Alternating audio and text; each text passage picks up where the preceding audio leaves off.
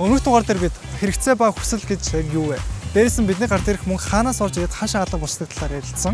Тэгвэл энэ дугаараар бид тэр олсон мөнгөийг хэрхэн хадгалах, өөрөөр хэлбэл хоримтлал гэдэг гайхамшиг түвшний талаар ярилцгаалаа. Хоримтлал гэхээр зарим хүмүүс болохоор ерөөсөө мөнгө хадгалаад өрөхгүйгээр одоо өөртөө зовооно гэж ойлгоод байдаг. Гэхдээ яг үүндээ хоримтлал гэдэг бол та өөртөө ирээдүйдээ өгч байгаа хамгийн том бэлэг байдаг. Тийм шүү.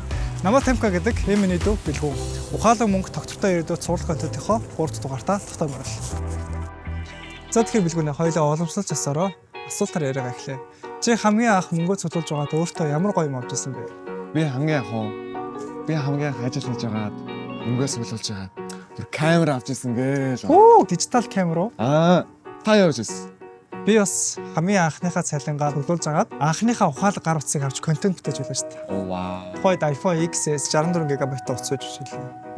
За тэгвэл хүүхдүүдээс хамгийн анх юу авч ирсэн тухай асууцгаая.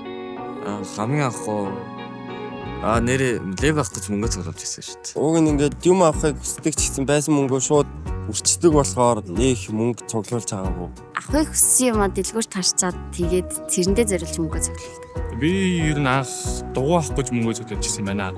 Гэтэ амар өвчээд идэв юм аа мөнгөө. Харж гинөө мөнгө хадгалж цуглуулахад хүн болгонд маш хэцүү санагддаг.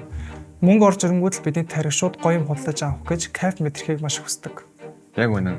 Бид мөнгө орж ирэнгүүт л найзуудтайгаа гадуур гарах эсвэл тоглоомынхаа аккаунтыг санаглах. Эсвэл амтааваад бусад зүгээр л мөнгө татчихдаг. Тэгээд сарын сүүлд мөнгө хадгалах гэхээр юу ч үлдээгүй байдаг. Энэ л дэлхийн баян хүмүүсүүдийн түгээмэлшилдэг хамгийн том нууц шин. Энэ бол эхлээд өөртөө төлөв. Эхлээд өөртөө төлөө. Тэрний өсөв юм. Тэр нь болохоор эхлээд олсон орлогынхоо тодорхой хувийг өөрийнхөө ирээдүйн болон зорилгын хөдлөө тодорхой хэмжээнд хадгална гэсэн үг. Жишээлх юм бол 10-20% ч юм уу те. Зөв. Мөнгөө өөрж байгаад хадгалах биш. Эхлээд хадгалаад үлдсэн мөнгөөрөө амжих юм байна штэ. Яг зөв. Би багадаа яг энэ аргыг хэрэгжүүлж хэд авч ирсэн байна. Би өдөрт өөртөө 5,000 төгрөг төлөөд тэгээд мөнгөө хадгалж байсан. Өдөрт 5,000 төгрөг гэхээр баг сонсож магадгүй л те. Гэхдээ яг үндэ чи хэрэг цуглуулсан бэ? Би өдөрт 5,000 төгрөг, сард 150,000 төгрөг, 2 сард 300,000 төгрөг, 3 сард 450,000 төгрөг цуглуулсан байт юм аа. Тэгээд би бүр чихэрч аваад хойно нь бүр мөнгөтэй үлдсэнгээ л бат. Вау, энэ бол жинхэнэ утгаараа хоригдлох хүч юм шүү. Баг гэж голгүй тууштай хадгалах юм бол бид нар зарсан хүсэл мөрөөдөлтөө бодитоор хүрэх боломжтой. Гэтэ нэг чухал зүйл бий. Тэр нь бид нар тууштайгаар нэг зорилгоор хадгалах юм бол бид нар хамаагүй хэлбэр болно. Бид энэ үрээд яриагаа төр зогсоод таныг асуултыг үлдээе.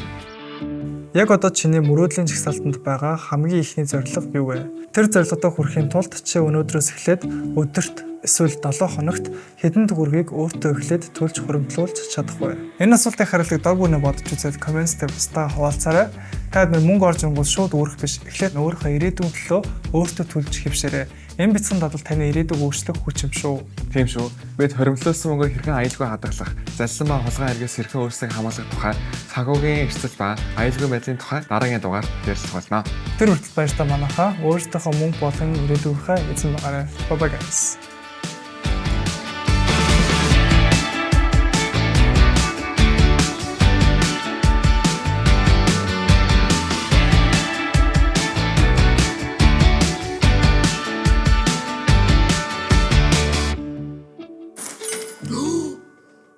Би тасалдах мөнгө алдчихлаа.